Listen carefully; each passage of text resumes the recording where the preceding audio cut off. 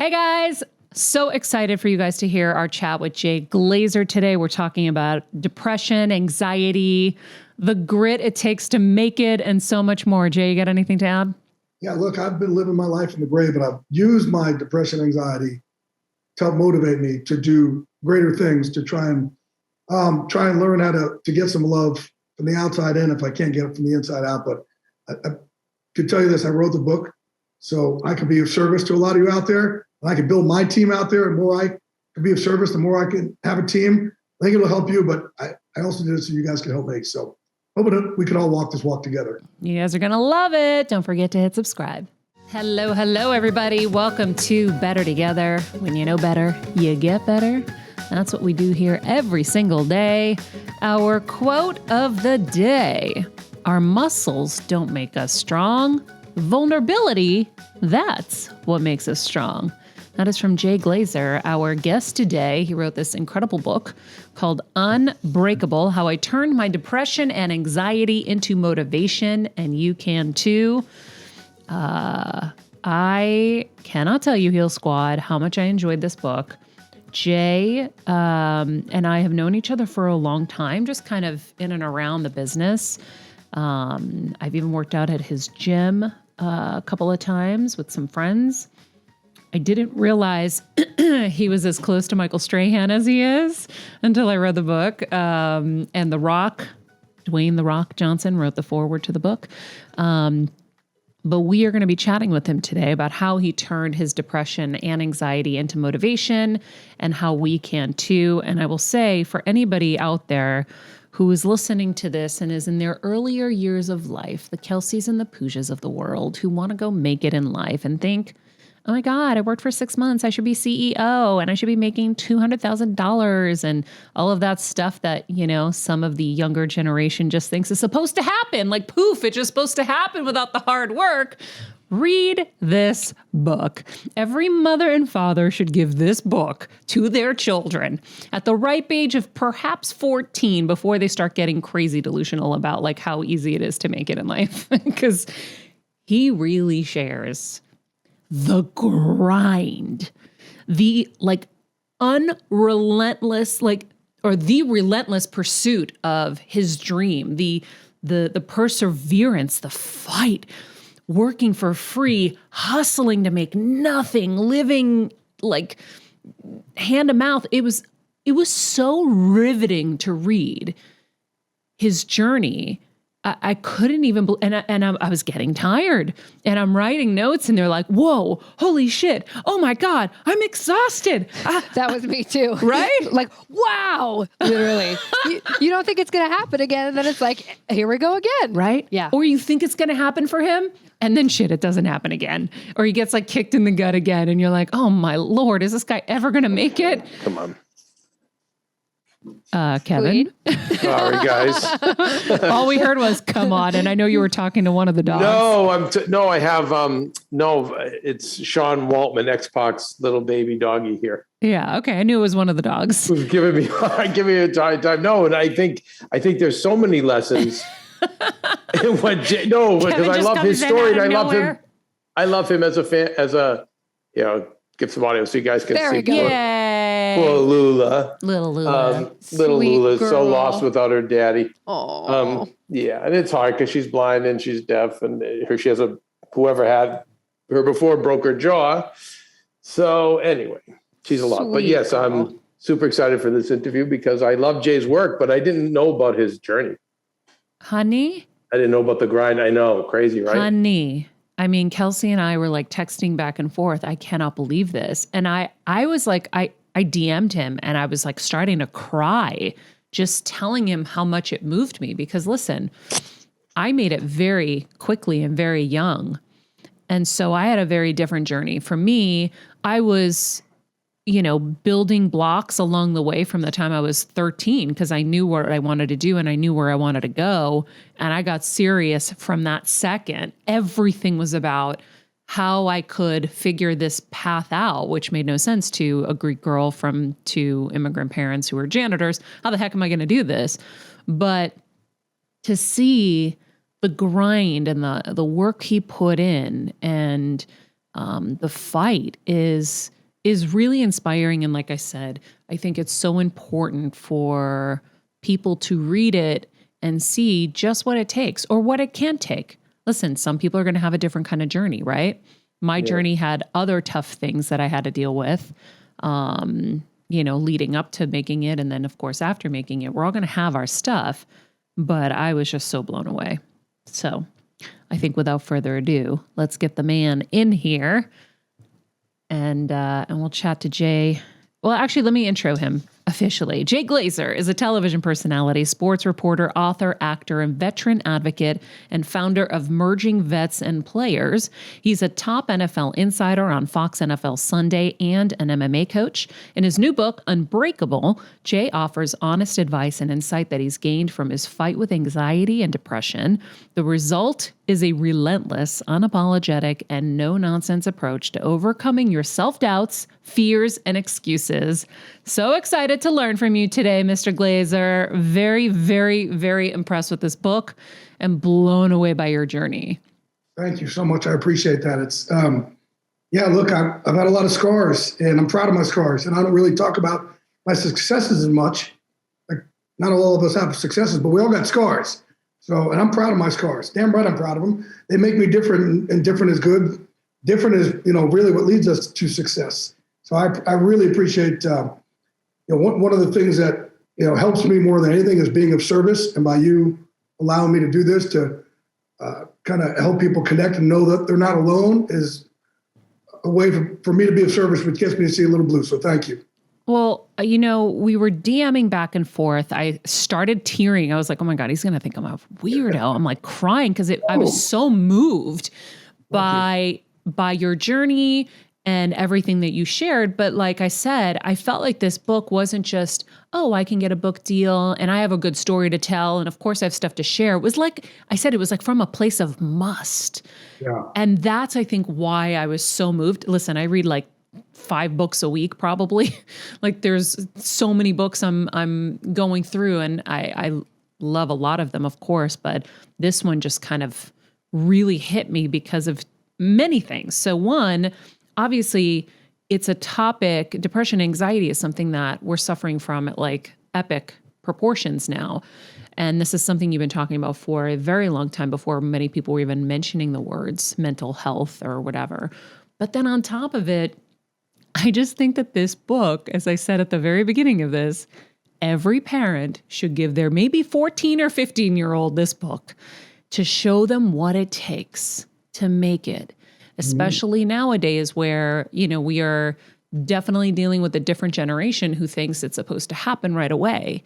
And, I've been here for 3 months and I've been working my 9 to 5 hours every day. I should be CEO by now. That's kind of a joke, but you know what I'm saying? There's a different expectation. And when you see what you had to go through and how much you had to suffer through and fight through and do for free and everything, it was very inspiring. And I just, I really appreciate it. I think, when you say different leads to success, I think that's so interesting. And I'd love for you to expand on that a little bit. Well, look, you're talking about, I've seen both sides of it, because people go, how can you have depression and anxiety? You're rich and you got fame. And listen, I know my life is great. I understand that. But between my ears sucks. Oof. And my wallet is not an antidepressant. The interesting thing, Maria, is like I've only known life in the gray. That's earliest childhood memory. So explain that to people, because I never really heard that term until this book, living life in the gray. I dubbed it that. And somebody asked me the other day, when did you name it that? I said, I don't know. I've been hitting the head too many times to remember it. But I started calling it the gray, I don't know, just a couple of years ago. I don't know. Maybe with the book. I'm not sure when I dubbed it that. But the gray for me is depression, and it screwed up twin sister anxiety. And I don't have any memories of not having that. And it's to this day. I wake up every day in the gray and it sucks and it's exhausting. And when I'm having really bad days like that, I physically feel it. I feel it behind my rib cage, the left side of my gut. You hear things about, hey, go with your gut. You feel it in your gut. Feel it in my gut. My joints ache. It's a visceral physical reaction for me. So I looked at this and like, again, I'm proud of my scars, whether they're scars I got from actually fighting or whether they're the 10 years that I was making $9,000 a year, just busting my, what off. Just 10 years. Listen to this, everyone. 10 years making how much? $9,750 a year. And how did you make ends Working meet? about 90 hours a week. Because here's the thing too. When I started covering the Giants, and by the way, he's not 105 either. You hear those numbers and they're associated with like a whole other generation, like 20 generations. No. It was, when I walked in that Giant locker room, it was, so 4 years into my career, I finally got a job, but it was for $0. It was for a company that was going out of business. But I was like, I don't care. I want my foot in the door. And I walked in that Giant locker room and I said, all right, I don't have the same education as everybody else. I don't have any experience, but I will be different than everybody else. I will outwork these people, not by a little, by a lot. If they work 40 hours a week, I'm going to work 90. So I couldn't get another job to pay my bills at the same time. I was going to outwork them in this. And I said, I would be the last dude standing in here. So whoever said quitting's not an option, whoever made that up, is a moron, because that's the easiest option in the world. It sits on your shoulder every day. I walked in that Giant locker room and said, how could I be different? One, I'm going to outwork them by not a little, by a lot. But two, I'm going to build relationships. Back then, you weren't supposed to have relationships.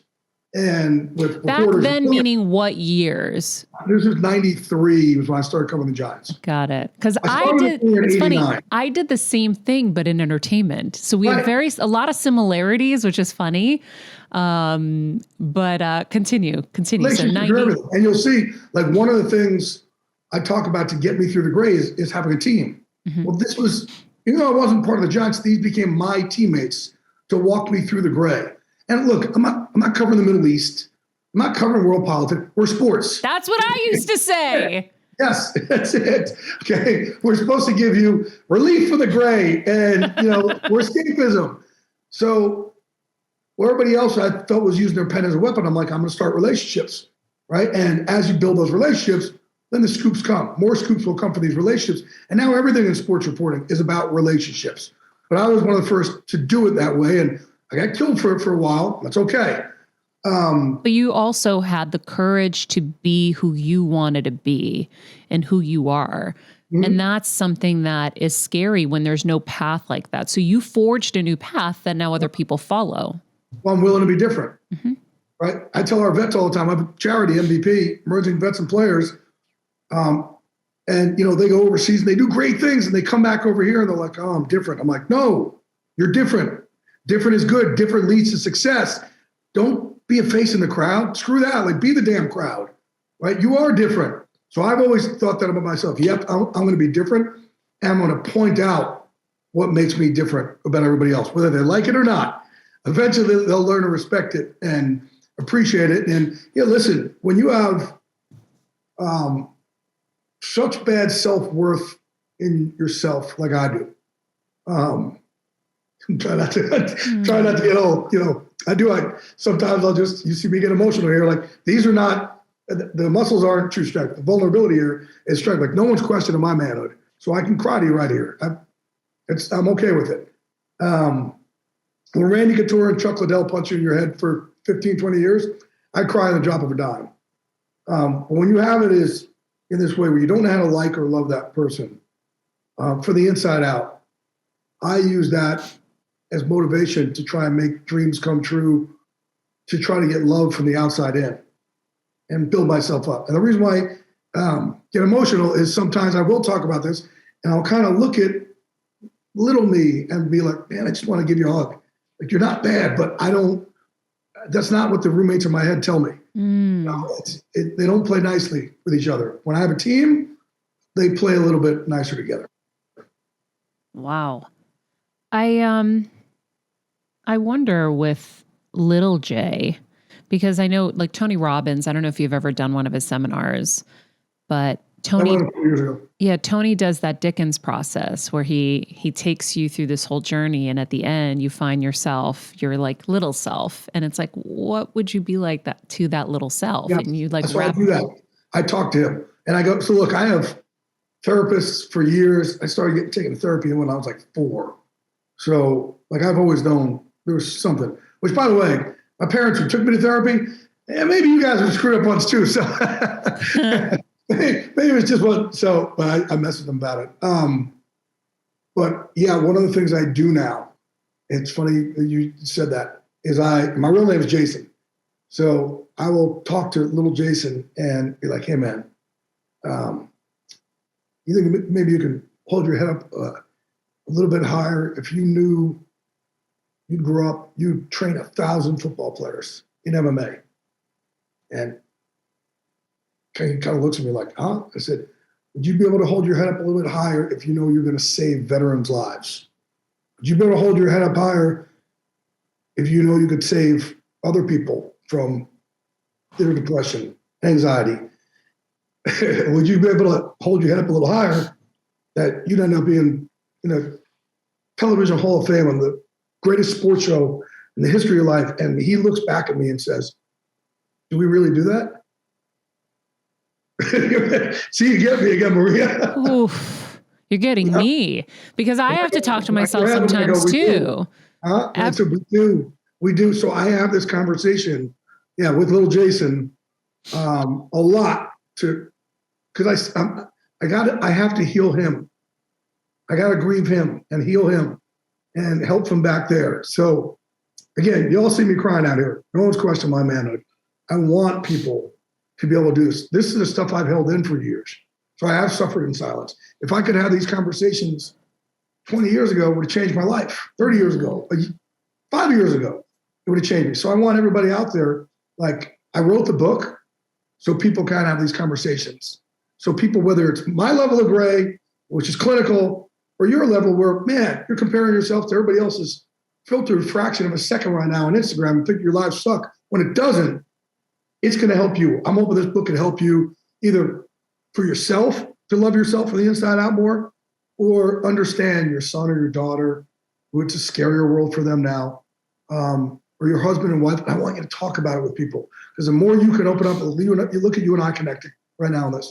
The more I could do this, connect with people, the more the gray is like, damn, no, shoot, I'm losing this fight, right? And that's how we're going to beat them.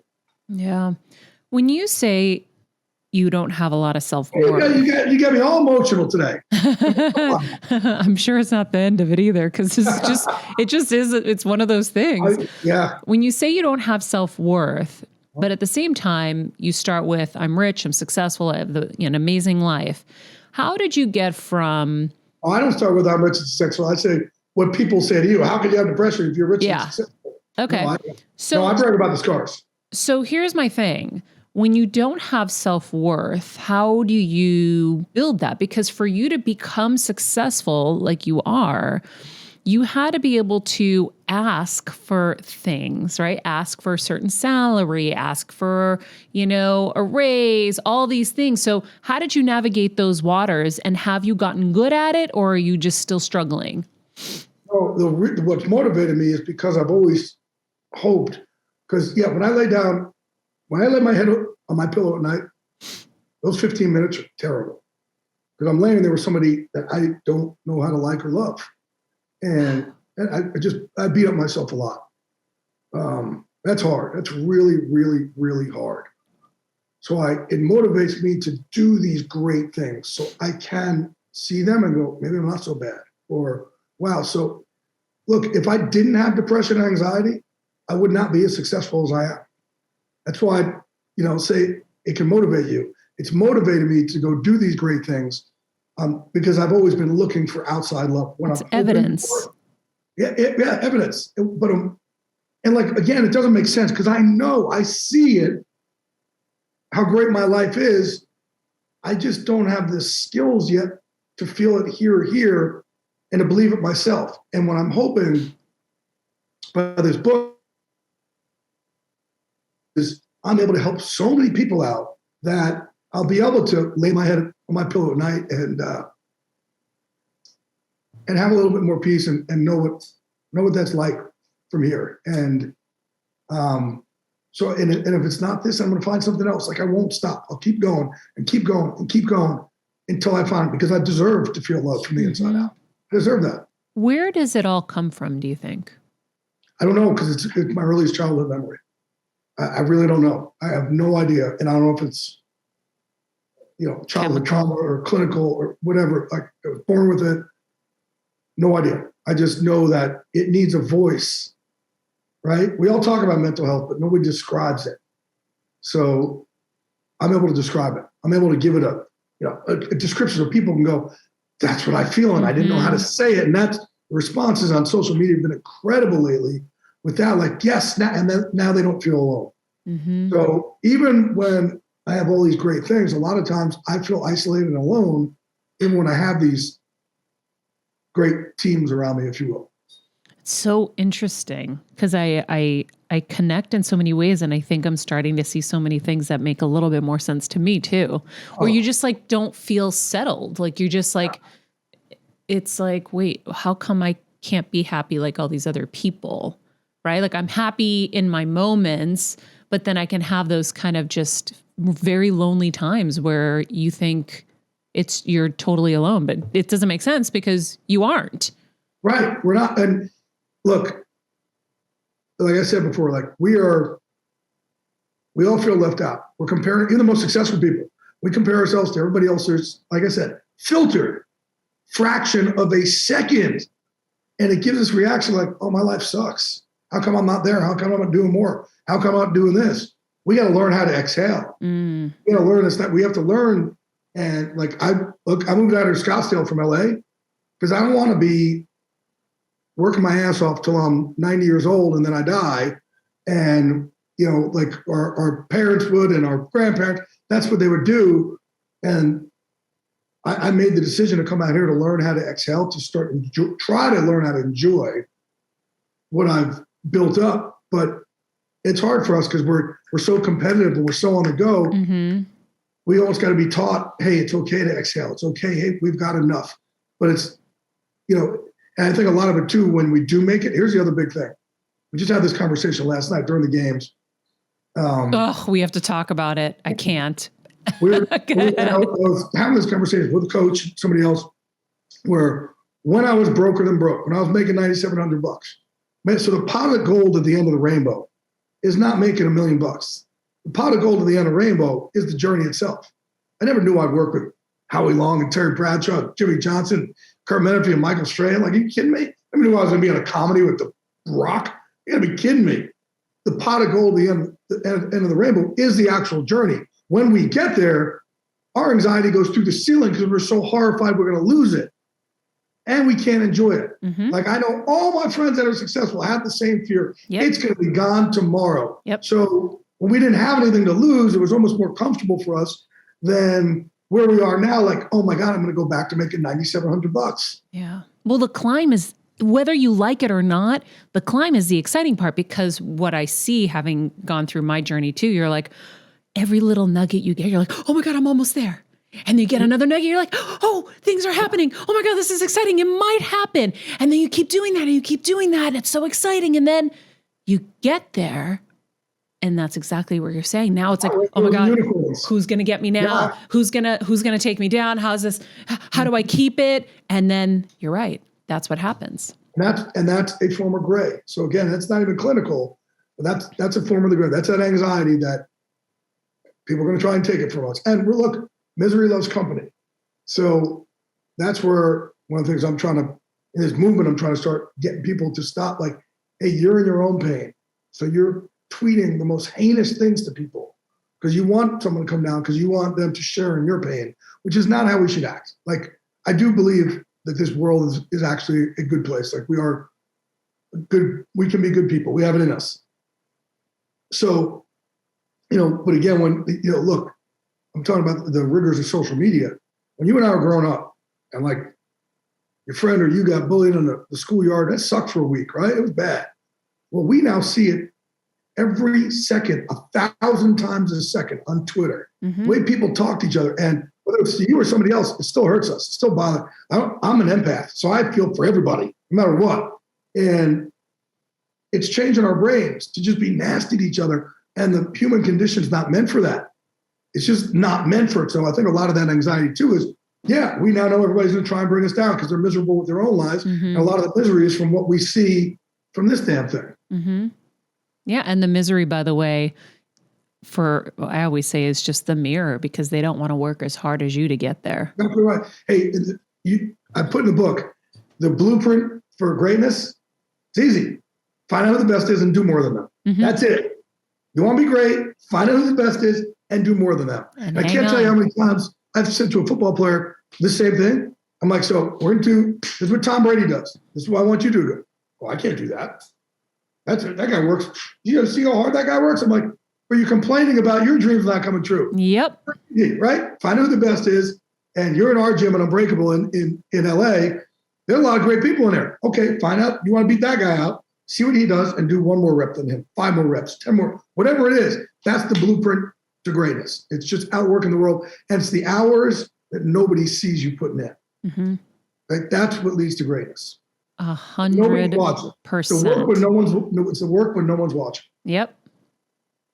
Exactly. And you've done that. Yeah. I definitely have. But it's exhausting. Like, people have to understand. Oh, yeah. It's exhausting. Yeah, you can burn out quick. Oh, man, it's absolutely exhausting. Mm-hmm. And it's more exhausting now with everybody trying to pull you down. Mm-hmm. Yep. So, Jay, will you talk about medication? Mm-hmm. Yeah. I think I've tried 36 of them. What is it? I think I've tried about 36 antidepressants and anti-anxiety meds. And there's a lot of us who are resistant, or it just doesn't work on us. But I'm still willing to try. Like, this is for anybody. I have a lot of friends who are on meds and it works. I'm like, damn, I wish I could feel that. So no matter what, I have to do the work from the inside out. Mm-hmm. If one day I could find something that works for me, then great. It's double the pleasure, right? So for everybody out there who their meds are working for them, like, I'm not a doctor. I'm not telling you what to take, what not to take. You find something that works, it's fantastic. And then use what I'm trying to teach you also in the book to help lift you up even more. It's phenomenal. I have not found any that have worked. I do these other treatments, these IV treatments and stuff, which I want to get into because I want to tell people what to do on the medical side, if you will, right? Because I'm not a doctor. Mm-hmm. Have you found something that's helping you though? I found something that's helped. Yeah, these IV treatments that I get are they've helped in a way, and certain things I've found certain therapists that have helped, but the meds for me haven't worked. None of them worked, unfortunately, but I'm willing to, every time something else new comes out, mm-hmm. I'm good. I won't stop until I can find this happiness. What about like CBD, marijuana, anything like that? Fucking weed. If there's anybody who needs to be good at weed, it's me. And I train with freaking Wiz Khalifa every day. And I'm like, he's like, and we're like, and it just doesn't work for me.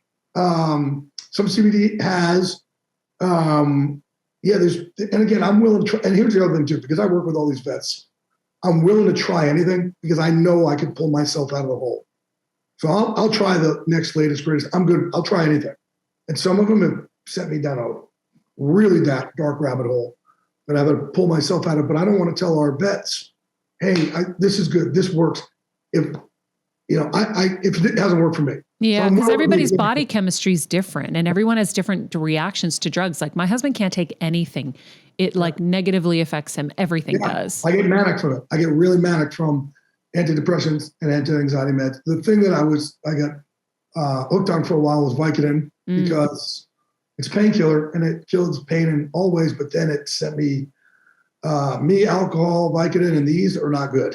And it made me a raging a-hole. So, but I got on them early when I was fighting, and we didn't know. It was like the 90s. And we play a game of pain. There you go, painkiller. Sounds good. So actually for 10 years when I would train our fighters and football players, I would take 2 Narcos and 4 espresso shots every morning to train these guys. I felt fantastic.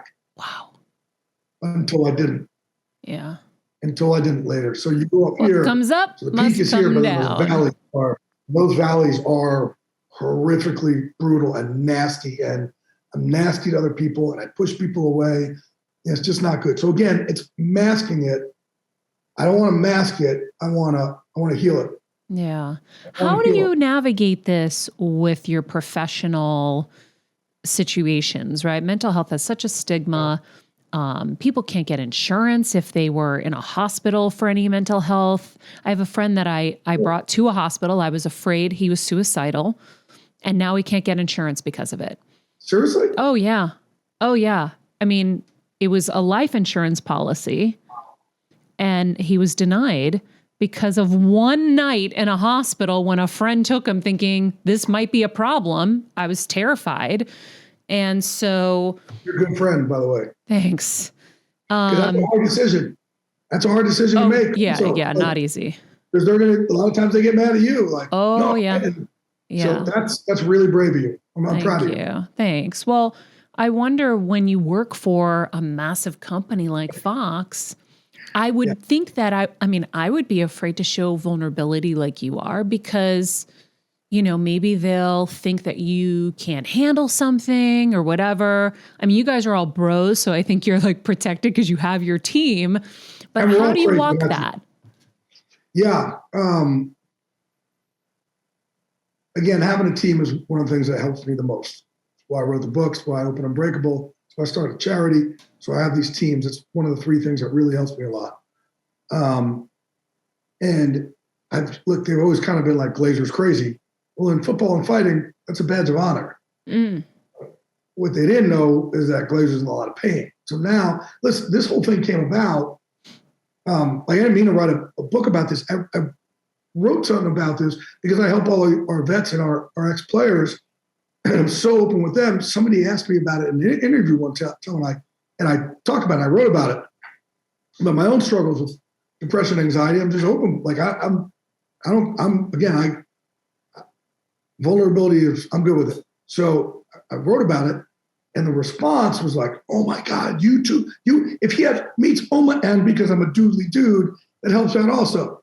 Yeah, and you're very jovial and fun. I never would have ever known. Yes, but a lot of that is a mask, and a lot of it, laughter. Also, for me, like the gray hates laughter, so I'm always playing jokes, and I'm always trying to laugh because I see the blue. Yeah.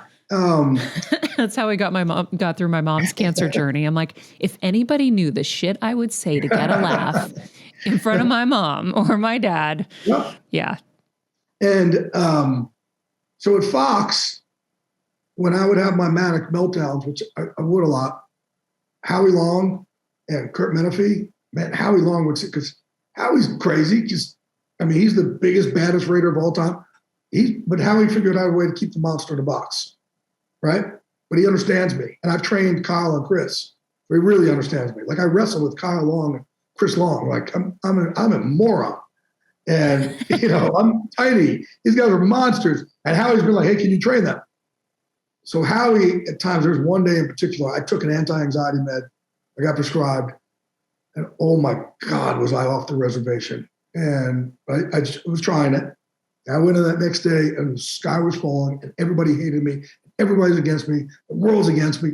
And Howie's like, hey, kind of grabs me. "Hey, you're okay." Oh. I'm crying again. This is Howie Long. Wow. You're okay. You're okay. The sky's not falling. We love you. You're okay. Right?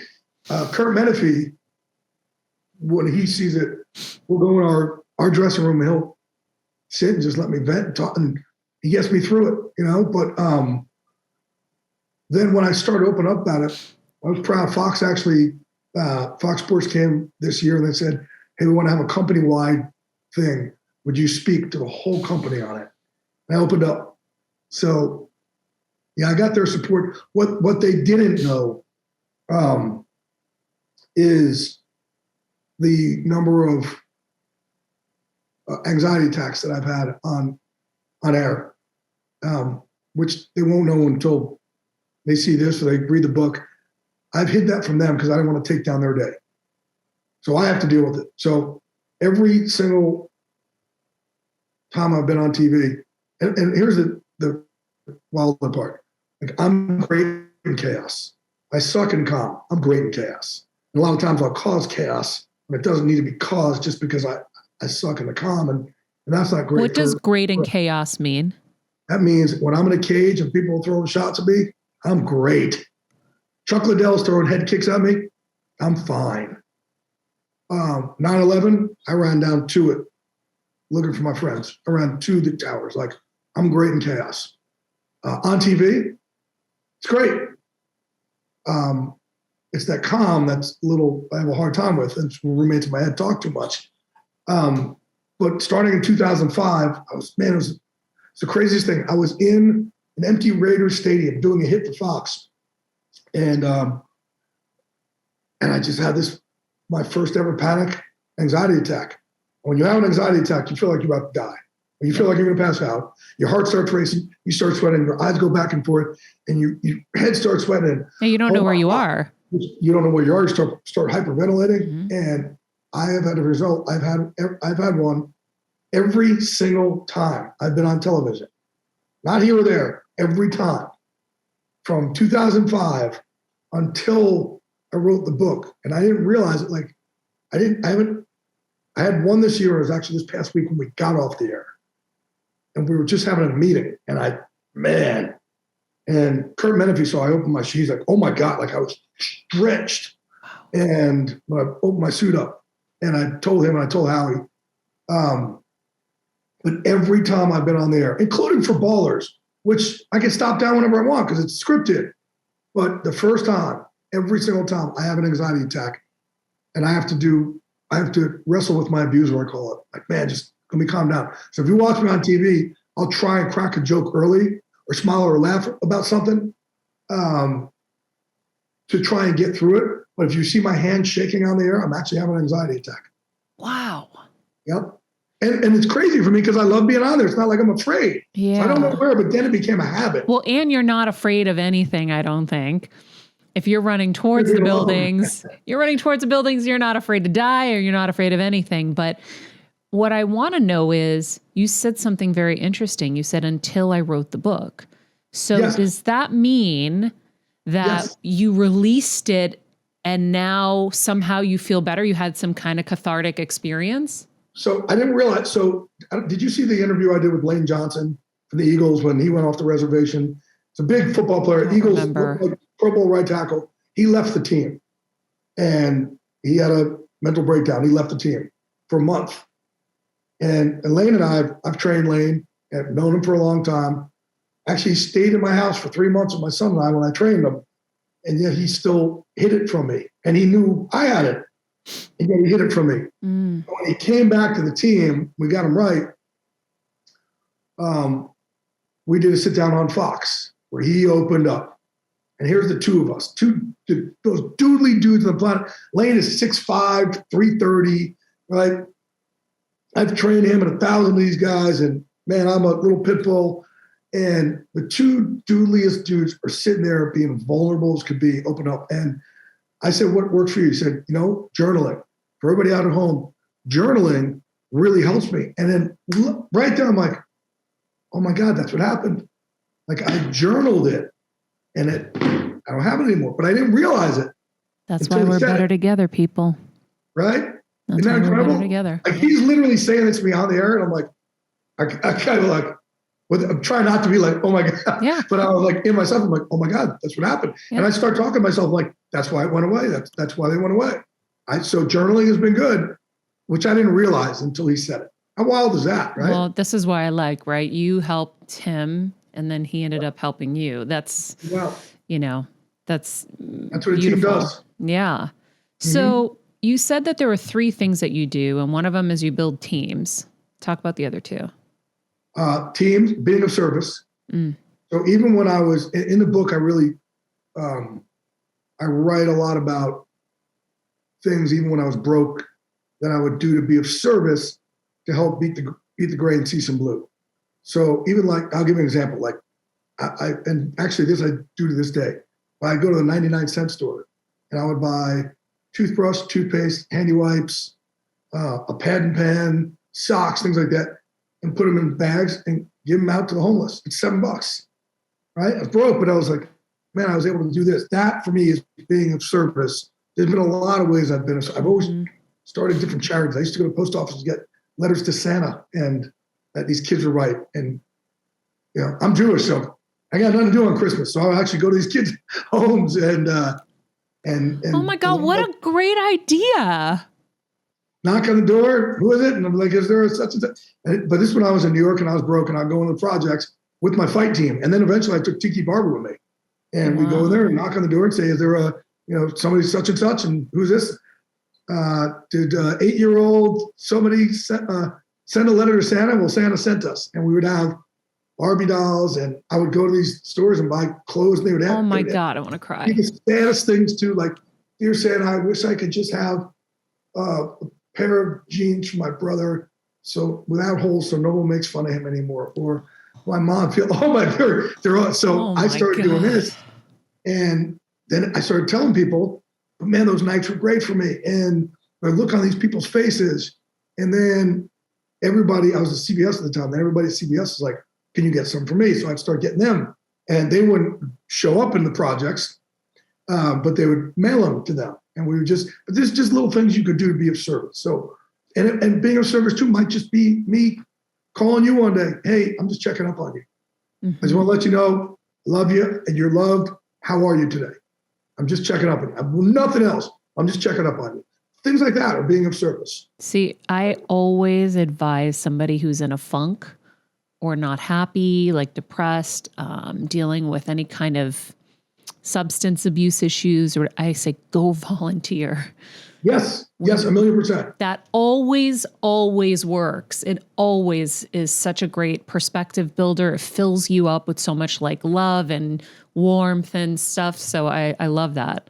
And I've been able to, like I said, you don't have to be rich to do this, right? But I've also, I've started a bunch of foundations because my gray is so mean to me. I've had to do such big things to try to offset it. So I've started a foundation. So my foundation MVP was actually, I used to have another foundation called Touchdown Dreams. We take like little kids, and it was like Make-A-Wish on steroids. And there's a kid named Logan Nebriga. And Logan had leukemia from when he was 3 to 6 at UCLA Children's Hospital. Went to remission at 6, came back 6.5, and then he was in leukemia again from 6.5 to 11. And I took him under my wing, I think, when he was 7. And look, you never, I have a thing there like, you never know what lies around next Tuesday. And don't try and figure life out. Life will drive you crazy. Well, it was Logan's grandmother, Susie, who worked with all these vets. And it was really their idea. Hey, Jay, you got all these football players who are kind of going off the reservation. And I was learning from them. Let's put them all together. Let's put players and vets together, and athletes and vets, and give a new team for when the uniform comes up and coach them up. So, and you'll read this in the book, Logan is now cancer-free, but, I took him to a session one night, and I don't want to give away the book, but I said, Logan, I know it sucks that you have leukemia. I know it sucks. Boy, do I get that. But man, if you didn't, we wouldn't be here. Like MVP wouldn't have been created. And I said, if MVP wasn't here right now, how many people wouldn't be here right now? And there was a room of 90 of us, vets and athletes, and a lot of hands went up. Mm-hmm. And then they just started thanking. Oh my God. They started thanking. Oh man. I said, Logan, my name is, we have a guy, Denver Morris, who was our first guy we ever hired. We met him when he was homeless. He was a vet. This dude saved so many people. He's pulled, 9 people out of a bridge that was blown up in Iraq and saved all of them. This guy comes back here and he's homeless, and he had 3 suicide attempts. He's lost 51 of his brothers to suicide. 51 teammates from one battalion with 2-7. And he was the first one. His hand went up. He said, hey, Logan, my name's Denver Morris. I, served in Iraq and Afghanistan. I lost X amount here and 52 to suicide. I myself attempted suicide 3 times. And if it wasn't for MVP, I wouldn't be here right now. So Logan, thank you for saving my life. And then they all started going, Sancy, I'm crying. They all started going around the room. Mm-hmm. And they all start telling Logan. And Logan looks at me and says, oh my God, I did all this. I said, you did all this because you were unbreakable. You decided that leukemia is not going to beat me, is not going to break me. I'm going to come through that other side of that tunnel. And so Logan has saved a lot of lives. I've just been the messenger, the guy with the biggest mouth in the room. So the same message applies to you, right? So here you are dealing with such, incredible pain. And what you did is you funneled it and said, I am going to be greater than the pain. I'm going to figure out how to be of service, Yes.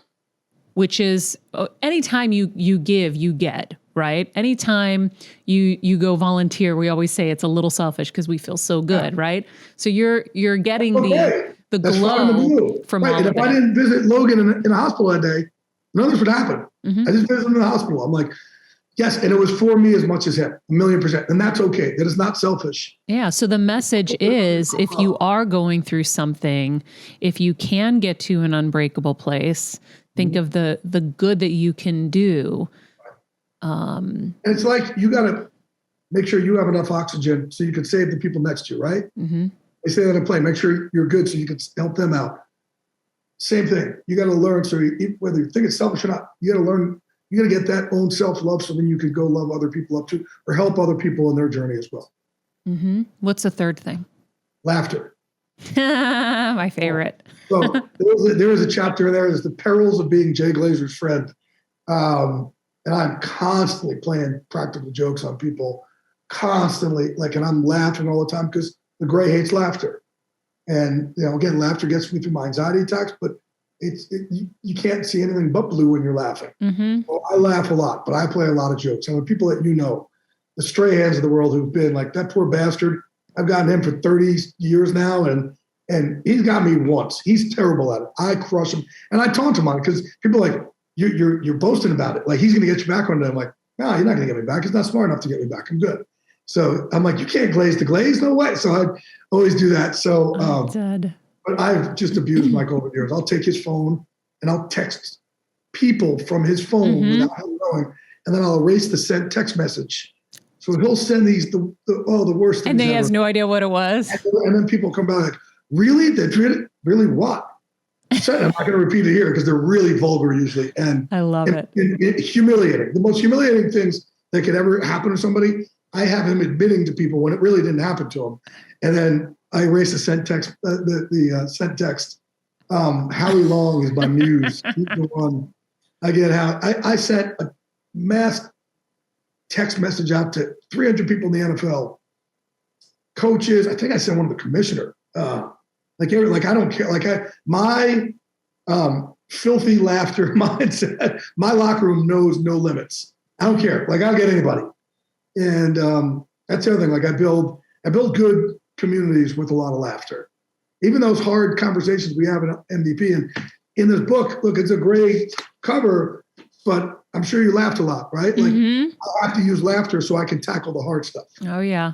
That allows us to tackle the hard stuff. So it's not all, oh my God, this is so depressing. No. I could tackle the harder, deeper, darker stuff because I'm going to make you laugh along the way. Oh my God, the toilet story with Strahan. I'm like, if he doesn't kill you for putting this in the book, I don't know when he would. Oh, it's nothing. No, the one that I love, the one that we were at a place on the Upper East Side of Manhattan, and man, this waiter was just being such a jagoff to us. He was just being mean, and he's one of these guys that wasn't a waiter, he was an artist, So he was just being such, and I was just like, dude, this guy must be having the worst day. So I'm gonna mess with him. So Michael's like, what are you gonna do? What do you do? I got this. So I give the guy my health insurance card when the bill came. And the guy says, so some of the insurance card looks like credit cards, right? So I give my health insurance card. My guy goes, I know I'm wearing all white, but I'm not a doctor. And I just deadpan like this. I don't get it. And he goes, you give me a health insurance card? I go, yeah, I know, I'm covered here.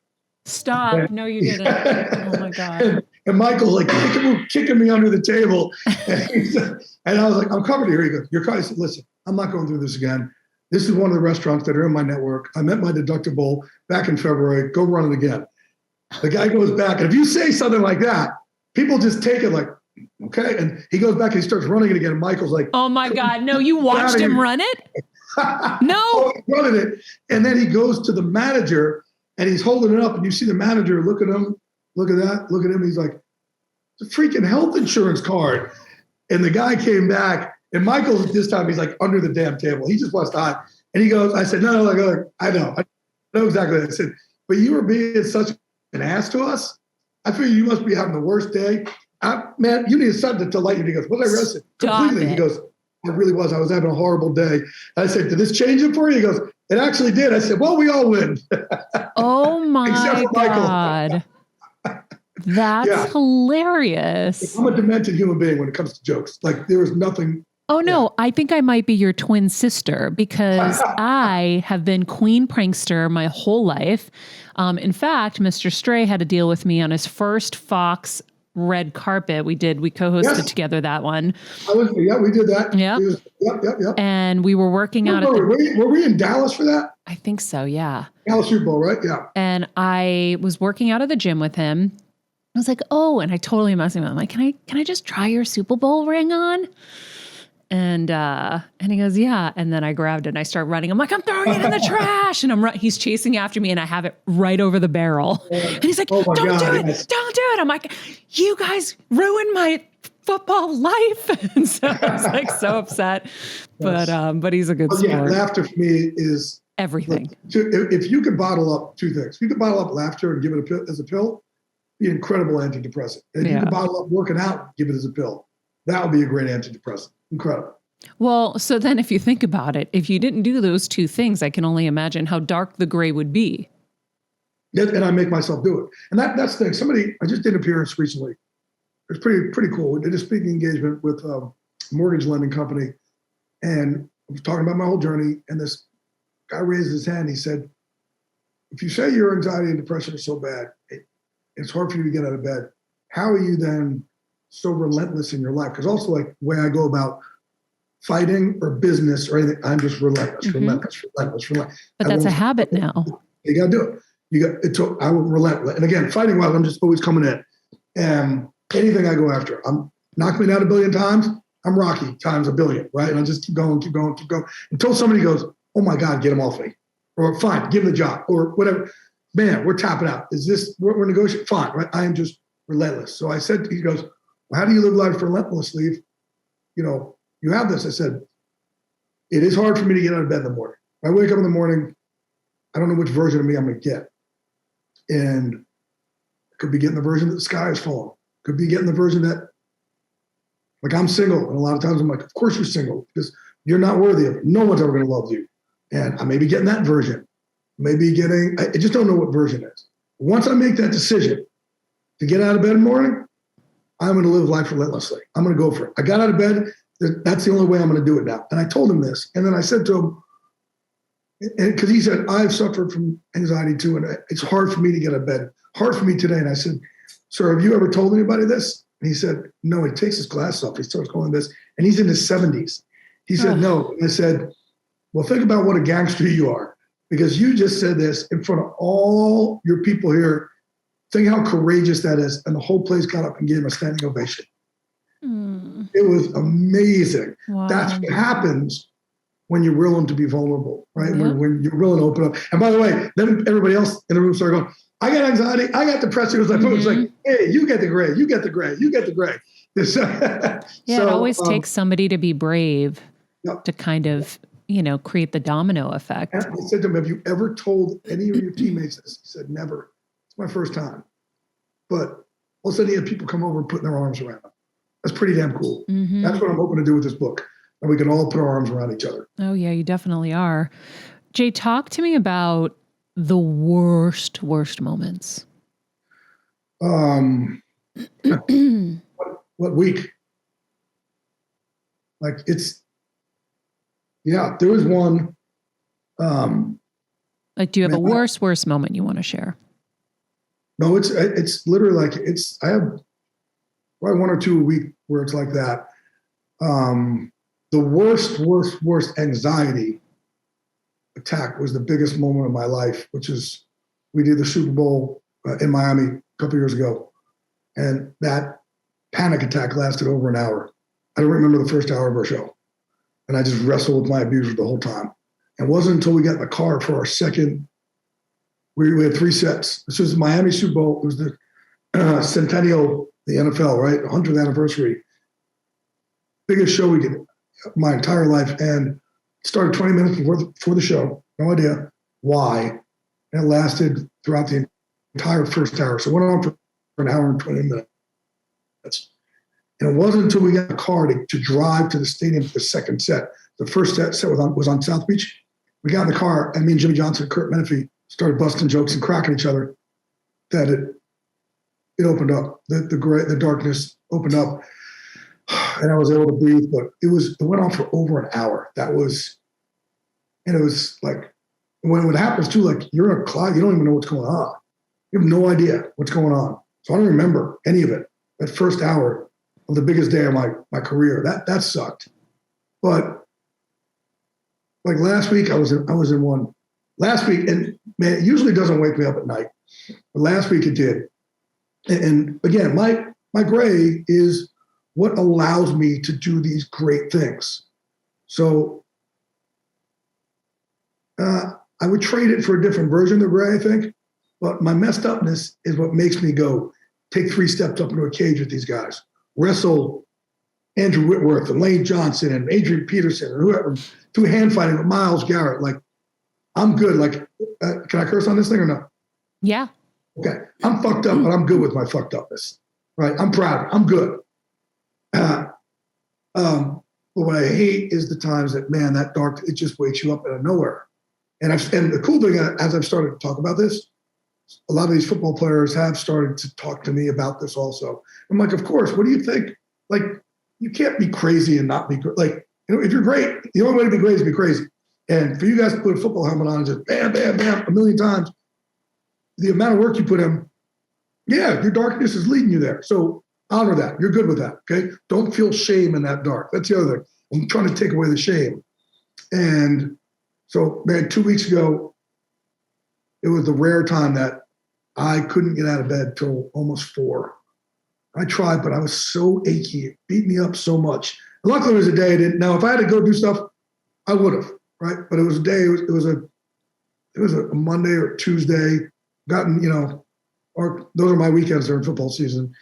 But I needed help, so I reached out to one of my teammates, who's a guy named Mark Kerr, who was the first ever UFC heavyweight champ of the world. I reached out and told him, hey, man, I need some help today.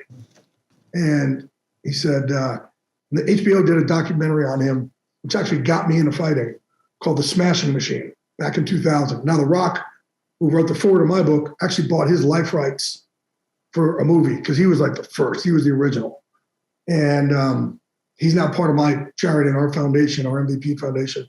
But I did what I was supposed to. I reached out to my teammate. I said, bro, I'm struggling today. I need some help. He's like, what do you need? I said, I need you to come over. I need a spar. He's like, you need me to punch you in the face? I'm like, yep, I need more CTE. Yes. So he came over. He literally pulled me off the couch, got me going, and I worked. We sparred, and I felt phenomenal. Right? I did what I had to do. I'm never going to do this, because I'm not going to put that pain on anybody else. I'm never going to take my own life. I will not do that to anybody else. And like, there's one thing that I could do, just like, no matter how bad my pain is, I don't want to put that kind of grief and pain on anybody else. And I know a lot of people think, well, nobody loves me and no one's going to care. Yes, they do. Yes, they do. And the only way you would know is if you actually took your own life, and then afterwards, and you're sitting in whatever afterlife you believe in, you see the grief you left behind, guarantee you wouldn't be celebrating that. You would go, oh my God, what did I do? No, I wish I could take it back. Well, by hearing this, hopefully this is your chance to have a take back, right? For those who have attempted suicide or thinking about it. So I'll do what I need to make sure I beat the gray every day. And that day was, I called him and sparred. And after that, then I was able to laugh. So I called my teammate, and like I said, you call your teammate, call somebody. And, you and I talk about Stray a lot. So here's the wildest thing about this thing. He's been my best friend since 1993. Okay. Drove you to the stadium every day when you didn't have money to get there on your own. Yeah, that's because he had no other friends. So, he has bad teeth, a speech impediment. Who wants to hang out with that guy? So I 2 months ago, I was staying at our hotel. It was the night before. It was a Friday before show, and Stray and I were supposed to do dinner. And man, the great woke me up in the middle of the night, just kicked my ass. Like, man, the sky was falling. It was just hard. And again, it beats me up so badly physically. I said, hey, bro, I can't go to dinner tonight. So why? I said, man, the beast just kind of got me today. And I got out of the box and beat me. So I'm going to have to sit tonight out. And he said, you want me to come over? I said, no. He said, you want to talk about it? And I said, no, this part that's going to blow your mind because this isn't in the book because it happened after. And he said, we've been brothers for 30 years. Why have you never told me? This is the first time I ever told him. I said, I don't make up the rules of this thing. Like, for whatever reason, I felt ashamed with you. He's like, but I'm your best friend. I'm like, I know. He goes, you could talk to all these other people about it. I said, I know. I don't make up the rules. I said, the reason why I get emotional is because of his reaction back. If I felt comfortable enough and took that shame away, I would have somebody for 30 years that could have helped me.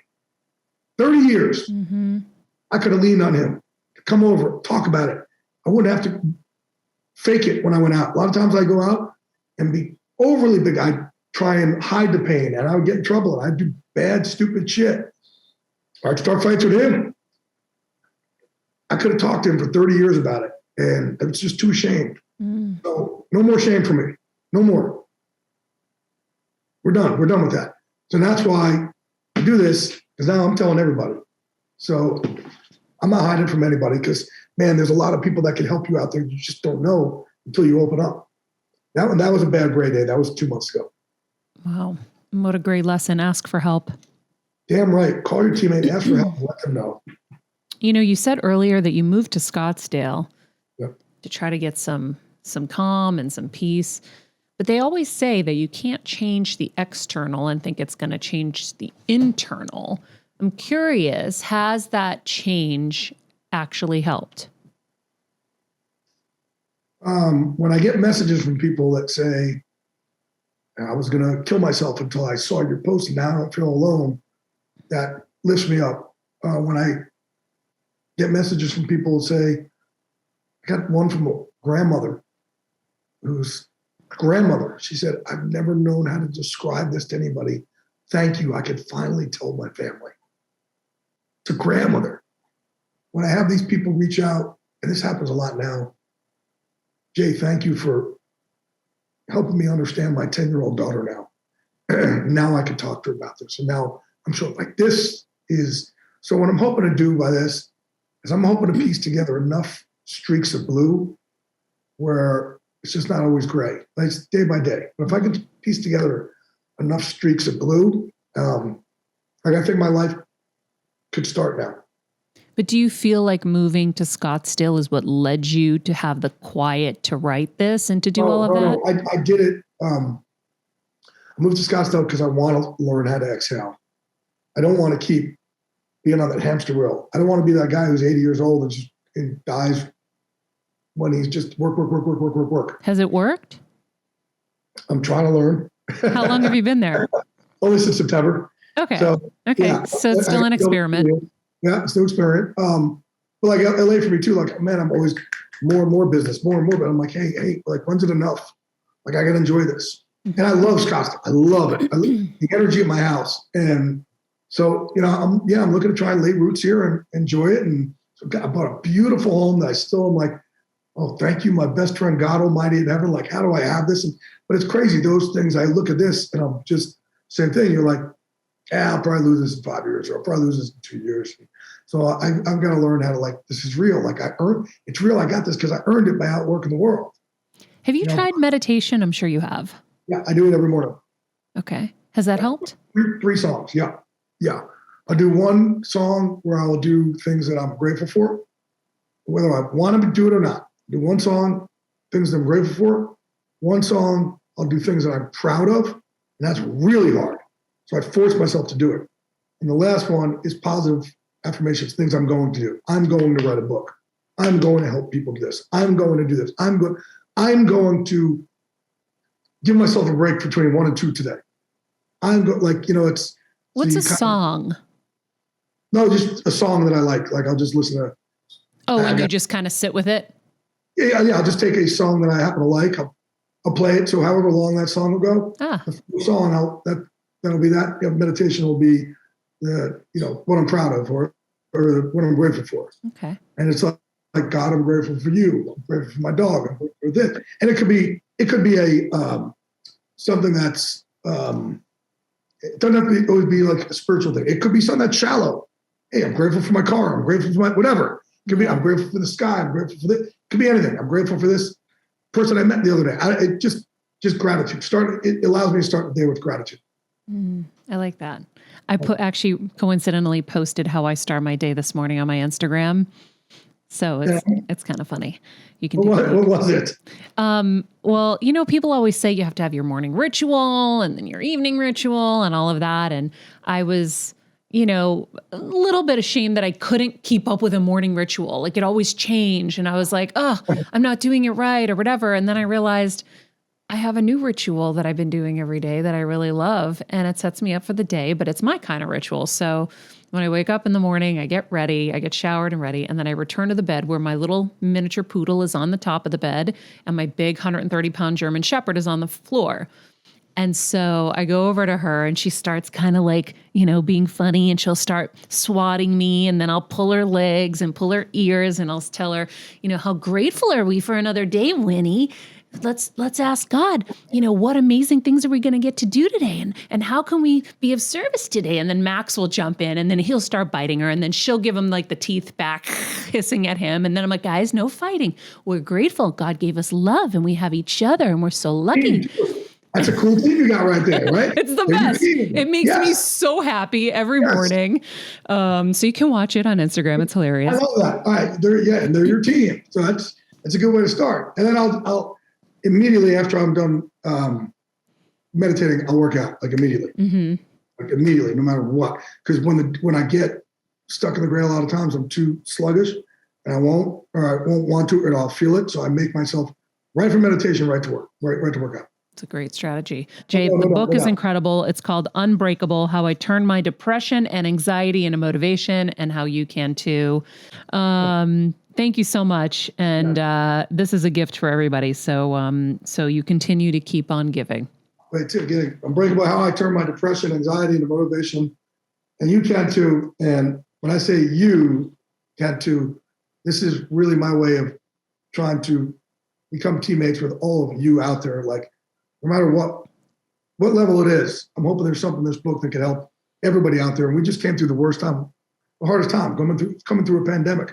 And we were isolated, right? Which is something we try and get you not to do.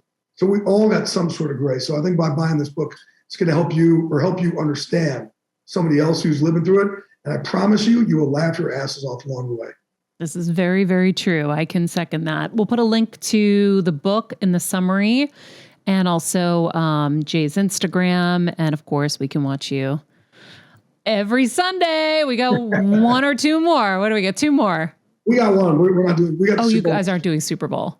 We're doing NFC Championship again this week. All right. Well, good luck. Thank you so much, and we'll see you soon. I appreciate you. Bye, Jay. All right, everybody. What are we thinking? So great. Is Kev still with us? Kev.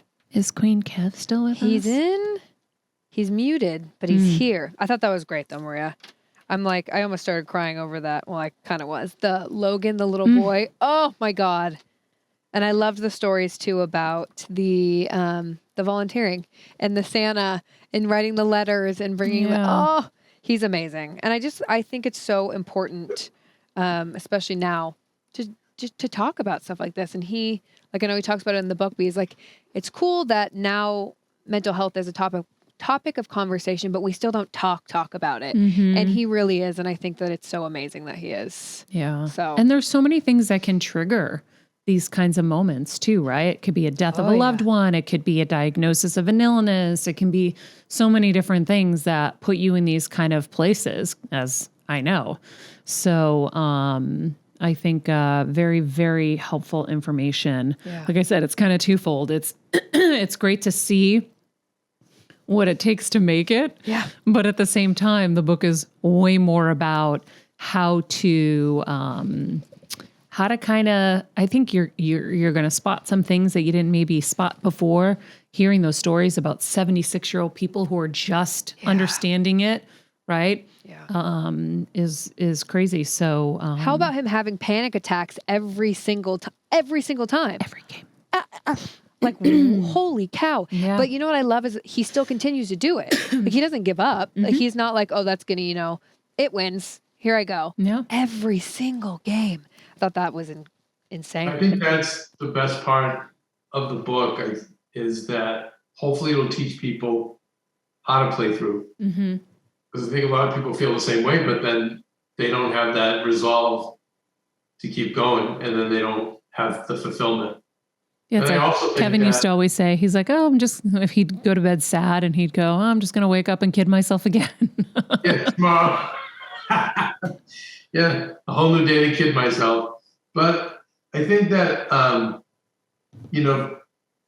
he meets a lot of it with work. And like he said, he's the one that could, run into a burning building with no problem. But then when he's calm, it all bubbles up. So I think that for a lot of people, we stay so busy because of that. But I think the key is, how do you figure out the calm? And he has some nice techniques to figure that out as well. Yep. All right. Well, Heal Squad, I hope you enjoyed that. I hope it was helpful. In the meantime, if you haven't hit subscribe here on YouTube, please do. Never miss a great episode. We're loving the reviews. Oh my God, so many amazing reviews on Apple Podcasts. Thank you so much. It's really helpful for people to see that this is a good show, but then also for our self-esteems and our self-worth. Every day, we really love reading them. So thank you. Queen, will you put a link to anyone who wants to add a review? Sometimes I feel like everybody has a hard time finding where to do it. It can be hard. But if you have a question or you're confused, you can also DM us on Better Together with Maria, and we will help you.